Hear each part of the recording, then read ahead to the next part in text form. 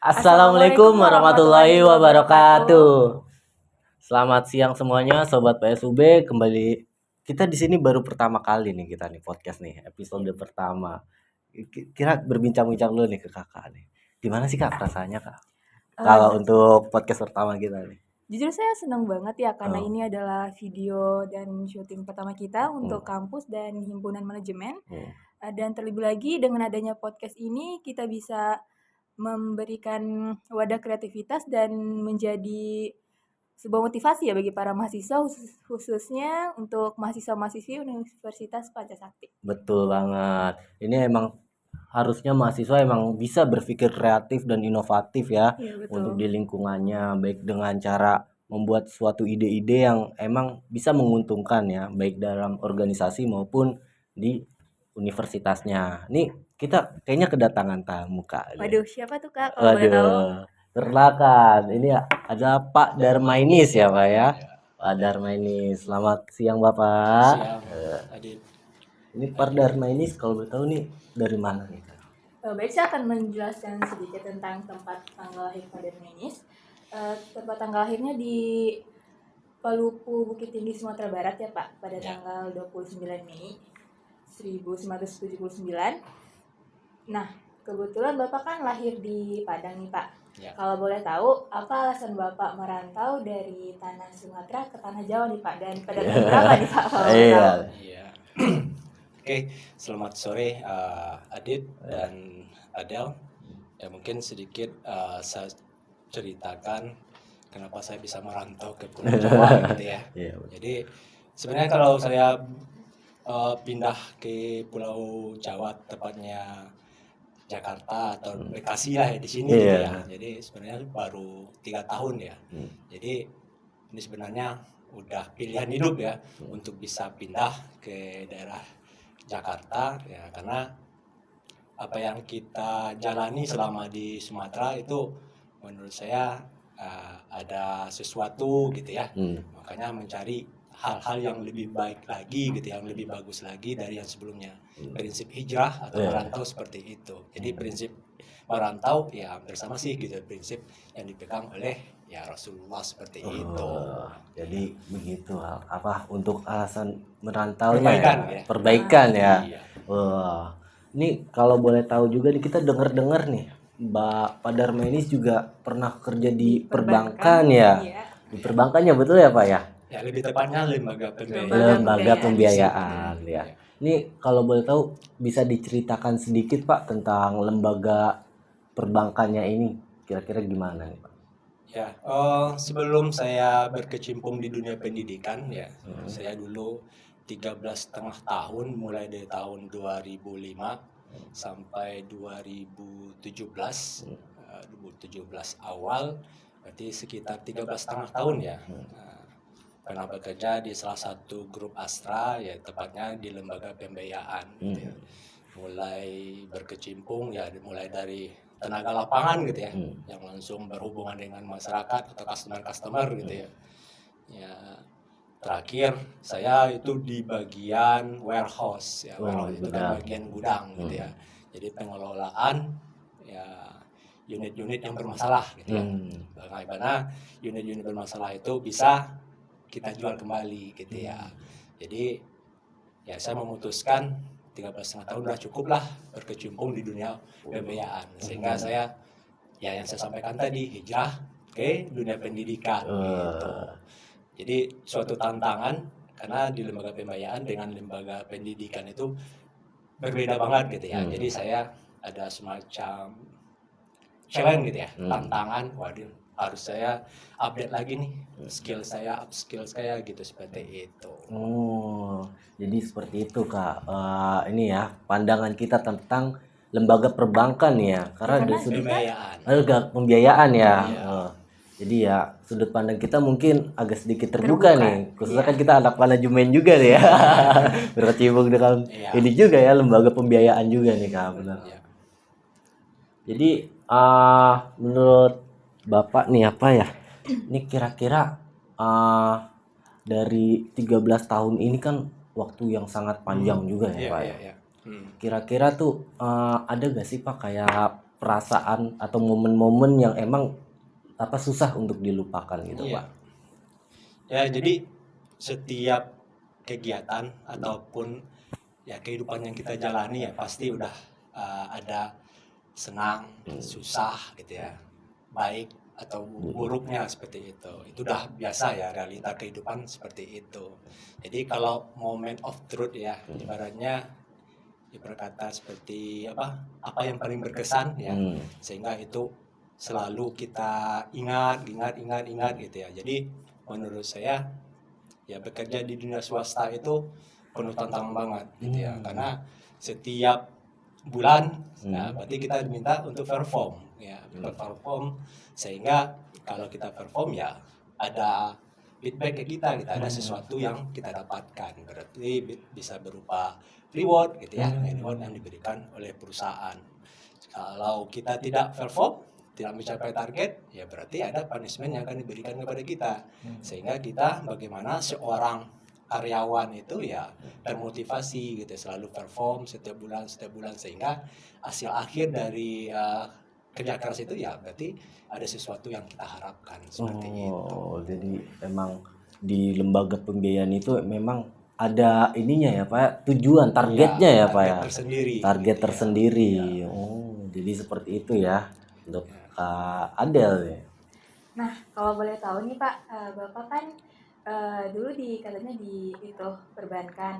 Sekarang apa sih alasan kuat Bapak untuk berpindah dari lembaga pembiayaan ke tenaga pendidik Pak? Iya, soalnya udah agak ini juga ya. Iya, Beda.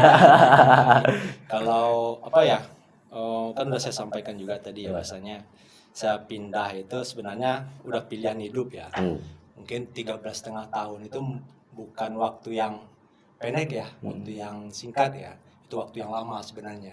Apalagi dengan posisi ya, mungkin posisi saya waktu itu cuma supervisor ya, tapi di saat saya menginginkan pindah gitu ya, pindah ke Pulau Jawa dengan posisi yang sama itu sangat sulit, sehingga saya udahlah memutuskan karena nggak bisa mengurus kepindahan gitu ya, pengen pindah ke Jakarta, ya udah saya memutuskan untuk resign. Nah, di samping saat itu ya keluarga atau istri ya udah duluan pindah gitu ya, mungkin kan kita dari Padang bolak-balik ke Jakarta itu kan memakan waktu dan biaya yang tidak sedikit gitu ya. Kalau mungkin sebelumnya kotanya masih berdekatan, itu nggak masalah gitu ya, masih bisalah dijangkau dengan pendapatan yang kita dapatkan ya. Kalau udah pindah ke suatu pulau, menurut saya itu apalagi gaji seorang supervisor itu ya mungkin belum terlalu wah gitu ya.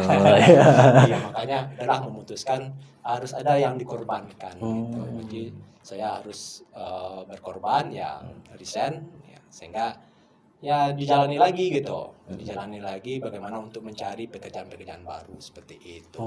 Jadi seperti itu ya. Ada pertanyaan Bapak. Ini kan manajemen ini luas sekali ya Pak ya, untuk cakupan pendidikannya. Ya. Ini kira-kira nih Pak, ini manajemen itu kira-kira tuh untuk lulusannya itu bisa jadi apa aja sih Pak? Ya. Jadi secara garis besar ya, seorang manajemen itu kan ibaratnya hampir sama dengan manajer ya. Jadi dia bukan hanya sebagai manajer sebenarnya gitu, tapi bisa berkecimpung di dunia yang lain gitu ya. Bukan bisa saja nanti ahli manajemen digital gitu ya, karena di saat sekarang dunia digital berkembang cukup pesat. Jadi orang manajemen harus menguasai bukan hanya sebagai manajemen sumber daya manusia, manajemen keuangan gitu, manajemen pemasaran, tetapi juga harus menguasai yang sangat berkembang saat ini, yaitu manajemen digital gitu ya. Digital itu ya sekarang serba komputerisasi ya, serba internet gitu. Jadi orang untuk memudahkan ya harus memakai itu, dan seorang manajemen itu harus menguasai hal-hal yang baru seperti itu. Jadi harus bisa menemukan inovasi-inovasi terbaru ya Pak ya. Ya, harus update skill gitu ya. Update skill. Seperti itu. Oh ya Pak, manajemen ini kan juga lulusannya juga banyak sekali ya Pak.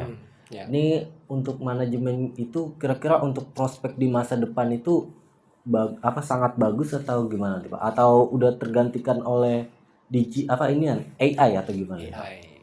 Jadi makanya ya, saya harapkan itu setiap lulusan yang ada di prodi saya, prodi manajemen ya, diharapkan bukan hanya bisa menguasai skill tertentu ya, tapi harus menguasai di luar akademiknya gitu ya. Makanya saya sampaikan tadi, salah satunya harus menguasai manajemen digital gitu ya. Karena tingkat persaingan di luar itu kan sangat ketat banget ya. Nah, kalau kita tidak menguasai teknologi ya berarti kita akan ditinggalkan oleh perusahaan-perusahaan yang akan memakai kita. Ya. Paling tidak teman-teman udah ada paling dengan handphone ya, masing-masing mahasiswa kan udah punya handphone. Ya. Dengan handphone sebenarnya bisa menghasilkan nggak? Betul, Dengan bisa. dunia saat sekarang. Ya, semua bisa gitu ya. Kecuali yang tidak bisa itu kalau tidak ada kemauan seperti itu. Harus berusaha ya. Ya, harus berusaha seperti itu. Dari kemauan kita bisa melahirkan sesuatu yang luar biasa. Iya. Betul ya. Itu poinnya itu ya. Berarti ini berhubung tentang manajemen juga nih Pak. Nih manajemen itu kan ini juga ya Pak. Apa dilatih untuk menjadi seorang manajer ya Pak ya. Ya. Kira-kira dari manajer apa? Kita menjadi seorang manajer nih, kita harus punya skill apa aja sih Pak untuk bisa menjadi seorang manajer yang bijaksana dan baik gitu ya Pak. Ya. Ya sebenarnya kalau menjadi seorang manajer itu inti awalnya itu sebenarnya ya kalau menurut saya ya itu bagaimana berkomunikasi yang baik gitu ya. Karena kan manajer itu kalau tidak mempunyai skill komunikasi yang baik, ada sesuatu yang tidak tersampaikan nanti kepada seorang bawahannya. Gitu.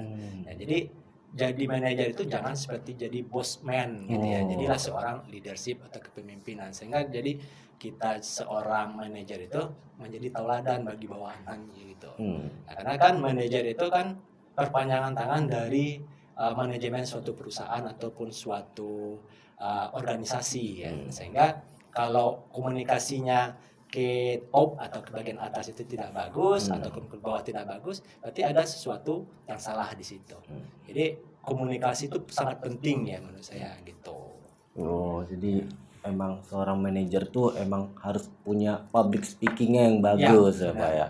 Public speaking yang bagus dan dia juga harus bisa mempunyai tanggung jawab yang besar juga. Iya. Nah, apa sih Pak yang harus kita lakukan sebagai mahasiswa-mahasiswi untuk menjadi mahasiswa-mahasiswi terbaik nih Pak? Ya. Pertanyaan yang emang bagus ya buat kita juga. Ya, jadi kan saya sampaikan tadi ya bahwasanya seorang mahasiswi atau seorang mahasiswa harus selalu mempunyai inovasi-inovasi tersendiri gitu ya. Kalau ilmu yang didapatkan di dunia perkuliahan itu sangat terbatas ya menurut saya. Ya berapa SKS maksimal cuma 3 SKS ya. 3 SKS cuma berapa jam lah gitu ya. Jadi teman-teman harus update gitu ya. Update ilmunya itu ya di dunia luar gitu dengan berbagai macam sumber gitu, baik dari internet, dari media sosial gitu. Itu media sosial itu tidak sepenuhnya juga negatif ya teman-teman ya. Ada hal-hal positif yang bisa kita ambil seperti itu. Jadi pergunakan teknologi itu untuk hal-hal yang positif sehingga teman-teman ternyata dunia luar itu luas gitu. Nah, jadi kita tidak terkotak hanya di dunia pendidikan yang kita dapatkan di bangku perkuliahan gitu seperti itu. Jadi ya memang seorang mahasiswa itu emang harus bisa mencari ide kreatif. Iya. Nggak harus di kampus. Iya, dia nggak harus di kampus karena di luar pun juga ada pendidikannya ya. Ada hal yang bisa menjadi suatu pengetahuan bagi kita gitu. Betul banget ya. Ini berhubung tentang mahasiswa juga nih Pak. Ini kan kita juga banyak lihat di luar sana ya Pak ya. Bahwa pendidikan itu nggak terlalu penting Pak kata. Nah, menurut Bapak nih pendidikan itu sangat penting atau kayak gimana nih Pak kira-kira? Kalau pendidikan itu menurut saya itu sangat penting. Kalau pendidikan yang akan kita dapatkan di keluarga itu menurut saya sangat terbatas. Sangat terbatas karena kadang-kadang orang tua dengan kesibukannya masing-masing, ya sehingga anak itu kadang-kadang terabaikan seperti itu. Jadi kalau menurut saya ya tuntut ilmu itu ya sampai kita mati ya, gitu. Sesuai dengan apa yang disampaikan oleh Rasulullah gitu ya, bahwasanya tuntutlah ilmu itu sampai ke negeri Cina katanya seperti itu ya. Jadi intinya dari ucapan beliau itu berarti kita harus menggali ilmu, mencari ilmu gitu ya, sampai kita benar-benar udah mapan lah gitu ya. Nah, sebenarnya nggak ada gitu, batas-batasannya nggak ada. Ya, sampai kita benar-benar udah menguasai suatu ilmu saja, kita harus mengulang-ulang lagi gitu ya. Ya kan? Seperti itu. Jadi kalau tanpa pengulangan, apa yang kita dapatkan itu bisa-bisa kita lupa. Ya, jadi kita harus berulang-ulang mengasah ilmu itu dan update selalu ilmu itu seperti itu. Oh, berarti seperti itu ya untuk ininya, penjelasannya kayaknya udah mantep banget ya. Dan ini kan Bapak juga udah menjadi seorang dosen ya Pak ya. Ya, ya. Kira-kira ada nggak sih Pak target lagi selain jadi dosen gitu? Target yang lebih tinggi atau cita-cita mungkin? Ya untuk saat ini ya, pasti ya setiap orang itu mempunyai target tersendiri gitu ya. Kalau target secara pribadi paling tidak saya ya menginginkan bahwasanya prodi yang saya pimpin saat ini yang menjadi barometer di kampus ini gitu. Jadi paling tidak pilot project lah gitu dari dalam hal segala hal gitu seperti itu. Mudah-mudahan ya walaupun ya baru bergabung ya, kita baru 3 tahunan bergabung ya, tidak ada progres untuk mencapai hal yang lebih baik seperti itu.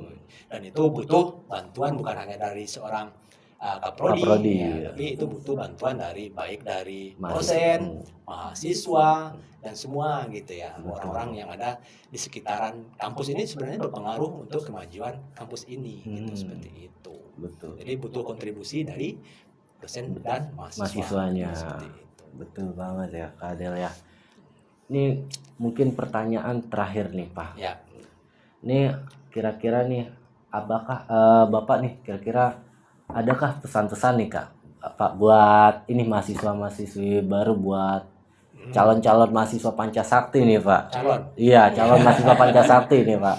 Ya, jadi pesan saya untuk calon-calon mahasiswa yang akan bergabung di Universitas Pancasakti Bekasi, ya lebih tepatnya ke prodi manajemen ya. Iya. Ya, menurut saya ilmu itu bukan hanya didapatkan di bangku kuliah gitu ya. Untuk bergabung di Universitas Pancasakti yang menurut saya ya silakan teman-teman melihat referensi-referensi gitu ya, kampus mana yang ada di Kota Bekasi ya, sehingga teman-teman bisa memutuskan wah masanya saya harus bergabung nih di Universitas Pancasakti sehingga saya bisa mengembangkan apa gitu ide-ide kreatif di kampus ini gitu, seperti itu. Terlebih lagi juga di Pancasakti ada beasiswa-beasiswa juga ya Pak ya. Benar sekali. Iya. Kalau begitu beasiswa apa aja sih Pak yang ada di sini Pak? Universitas Pancasakti itu mempunyai beberapa program-program beasiswa ya, baik itu KIP kuliah gitu ya. Ada juga nanti kalau biasanya ya hampir setiap semester itu ada beasiswa dari Pemkot ya yang akan diterima setiap per 6 bulan gitu. Dan ada juga beasiswa yayasan seperti itu. Ada beberapa ya mungkin ada hal yang lain, beasiswa-beasiswa yang lain yang sedang diusahakan oleh pihak manajemen kampus seperti itu. Oh, jadi sangat banyak sekali ya Kak ya. Jadi buat para calon-calon mahasiswa yang ingin bergabung di Pancasakti juga banyak dengan beasiswa-beasiswanya ya. Jadi yang punya kemauan untuk kuliah tapi tidak tidak ekonominya tidak mencukupi, bisa untuk mendaftar beasiswanya ya Pak ya. Yang nantinya juga di sini juga banyak fasilitas-fasilitas yang didapatkan dan prodi-prodinya juga banyak sekali ya Pak ya di sini ya Pak ya. Baik, mungkin itu aja kali ya Kak Adela. Banyak pelajaran nih dari kita ambil nih dari Bapak Dharma ini sih selaku kaprodi kita nih ya. Ini makasih banyak ya Pak udah hadir di podcast Pancasakti ini. Semoga berkah ya Pak ya. Amin. Ini buat pemirsa ya. Jangan lupa untuk ini bergabung di Pancasakti ya, dan bisa memajukan Pancasakti juga nih, karena kita di sini sama-sama berkembang cari inovasi yang baru ya Pak ya. Benar sekali. Oke, terima kasih semuanya sudah menonton video kita. Jangan lupa saksikan video-video podcast kita selanjutnya karena banyak narasumber-narasumber yang menarik dan penuh inspiratif dari para dosen maupun dari para mahasiswa-mahasiswa Universitas Pancasakti Bekasi. Dan jangan lupa subscribe dan like. Bye-bye.